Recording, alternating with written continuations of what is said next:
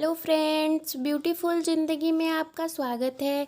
आज की कहानी है वेश्या की कहानी। आइए देखते हैं इस कहानी में क्या होता है। गणिका एक वेश्या थी जो शहर के एक बाजार में रहती थी। वह सदा पाप कर्म में कार्यरत थी। उसके रूप और यौवन सब बाजार में बिकते रहते थे। वह गंदे कर्म करके पापों की गठरी बांधती जा रही थी। जब शाम हो जाती तो उसके घर में रौनकें बढ़ जाती और महफिलें सजी रहती। रात को दिया जलते ही वह हार श्रृंगार करके अपने सुंदर यौवन को आकर्षित करती हुई बैठ जाती। उसके पाप एवं नरकी जीवन में से निकलने की कथा इस प्रकार है। वह बुरे कर्मों में व्यस्त हुई जीवन को ही भूली गई थी। मनुष्य जीवन के मनोरथ का उसे बिल्कुल भी ज्ञान नहीं था। एक दिन एक साधु जिसके पास एक तोता था वहाँ आ गया। कहते हैं कि वह साधु नगर से बाहर रहता था। वह भीड़ भाड़ में कम ही आता। उस रात इतनी वर्षा हुई कि वहाँ ऊंची नीची धरती जल थल दिखाई देने लगी। साधु ने देखा कि सर्दी से उसका तोता भी मरने लगता है। यह तोता उसको प्राणों से भी ज़्यादा प्यारा था क्योंकि वह राम राम जपता था। उसने तोते के पिंजरे को उठाया तथा नगर की ओर चल पड़ा। उसने अपनी गोदड़ी तथा अन्य वस्त्र ऊपर लिए हुए थे।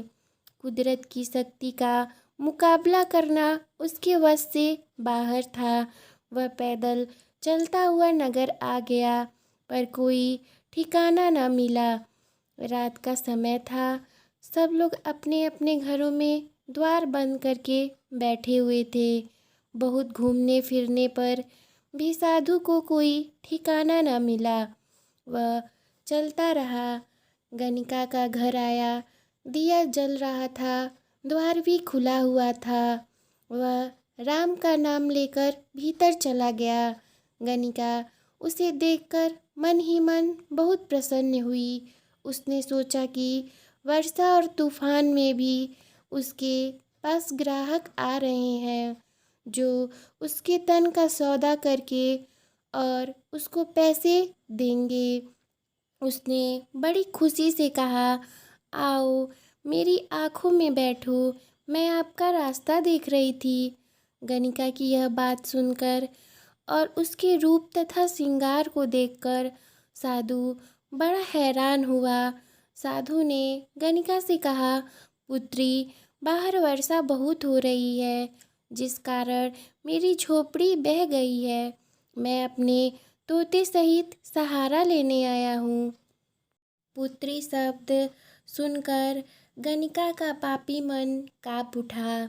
वह एक बार काँपी तथा फिर मायूस होकर बोली, आप रात ठहरने आए हैं? हाँ पुत्री, हम रात ठहरने आए हैं। हमारे अंदर आत्मा परमात्मा का अंश है और शरीर आत्मा का घर। शरीर को आश्रय देना नेक मार्ग पर चलना होता है। पुत्री, परमात्मा ने तुम्हें सुख के सभी साधन दिए हैं। तुम उसे याद करती होगी। साधु सहज स्वभाव से बोलता गया। उसकी आत्मा सचमुच ही बड़ी निर्मल थी। परंतु गणिका, जिसका वास्तविक नाम चंद्रमणि था, वह साधु की बातें सुनकर घबराने लगती है। वह तो पापिन थी। उसने घबरा कर कहा, आप साधु हैं? हाँ, मैं साधु हूँ। मेरे मालिक ने मुझे साधु बनाकर अपने नाम के सिमरन में लगाया है। वही मालिक सबका जीवन दाता है और अन्य दाता भी। गणिका के मन में भी कुछ नेक भाव आए क्योंकि उस दिन से पहले उस जैसा साधु महात्मा पुरुष पहले कभी उसके पास नहीं आया था जो उसको पाप कर्म की ओर न लगाता।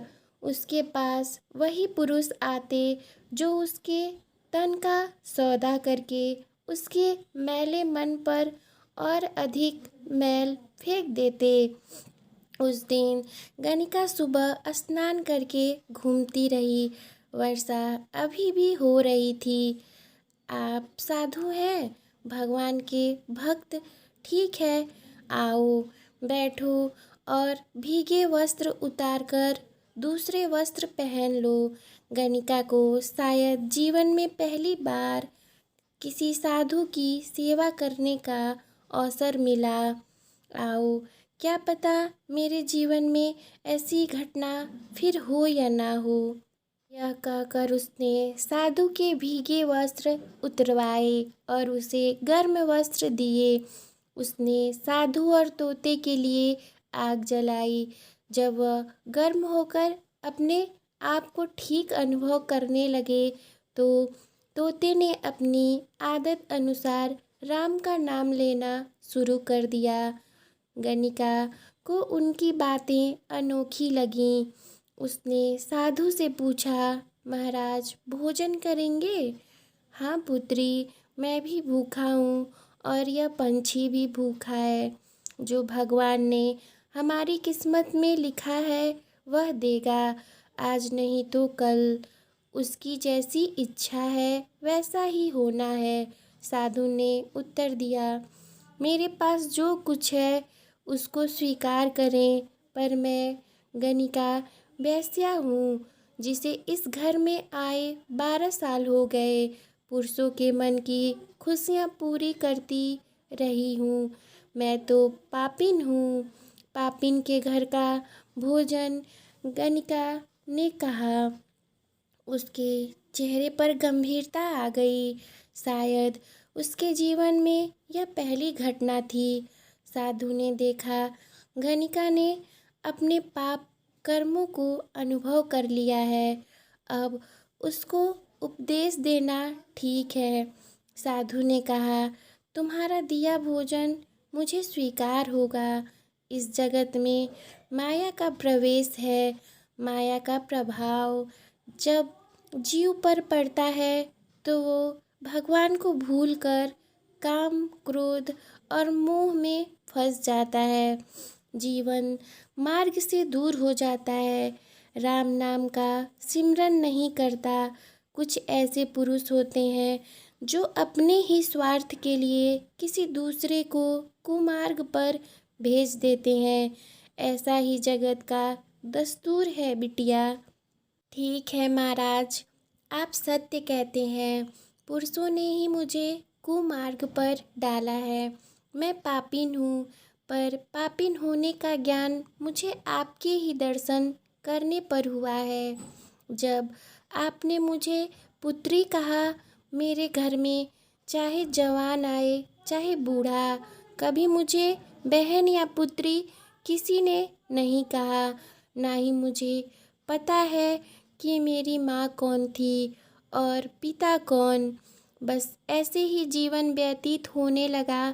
वर्षा होते 2 दिन हो गए, लेकिन वह नहीं आए जो अपने स्वार्थ के लिए आते थे। इस प्रकार गणिका को ज्ञान हो गया। उसका शरीर और मन कांपने लगा। उसको ऐसा अनुभव होने लगा जैसे उसमें एक महान परिवर्तन आ रहा हो। एक दर्द और पीड़ा हो रही थी। मतलब ही तो सब कुछ है, इस समाज की जान है। मुझे और मेरे तोते को मतलब था आसरा लेने का। हम चलकर आ गए। इस मतलब के 2 रूप हैं, एक तो है मायावादी तथा दूसरा ईश्वरवादी।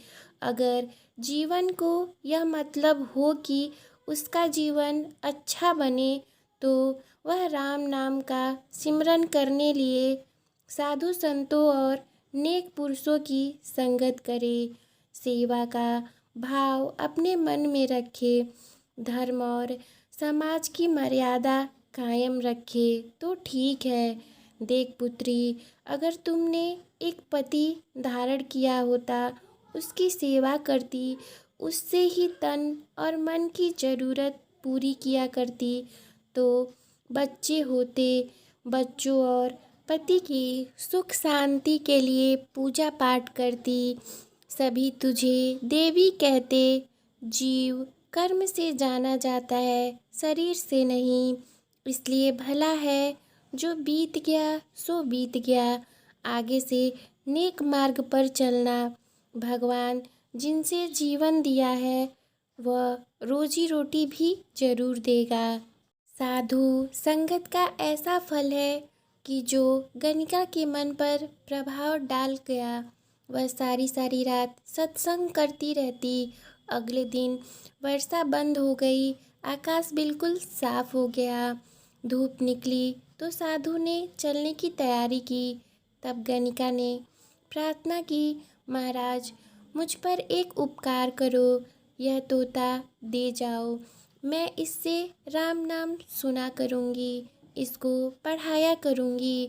अच्छा हो अगर आप भी यहाँ पर रह जाओ। अच्छा पुत्री, अगर तुम्हारी यही इच्छा है तो यह लो पिंजरा, इसको संभाल कर रखना। हम अपनी कुटिया में जाते हैं। तुम्हारे घर रहने से लोग तुम्हारी और मेरी निंदा करेंगे। लोक निंदा करानी अच्छी नहीं होती। हम चलते हैं। यह कहकर साधु चला गया। वह अपना तोता छोड़ गया। वह तोता राम का नाम बोलता गया। गणिका कहती, बोल गंगा राम राम नाम। तोता राम नाम बोलता गया। गणिका को ऐसी लगन लगी कि वह दिन रात गंगा राम को राम नाम का पाठ पढ़ाने लगती है। उसका मन पाप कर्मों से हट गया। उसने राम नाम की धुन गानी शुरू कर दी। धीरे धीरे उसकी बैठक खाली रहने लगी और राम नाम की गूंज आने लगी। उसे तन और मन की होश ना रही। वह भूखी ही राम नाम का नाम जपती। दोस्तों, यह कहानी आपको कैसी लगी हमें कमेंट में ज़रूर बताइएगा। Thank you for watching. Please subscribe my channel. Bye bye friends.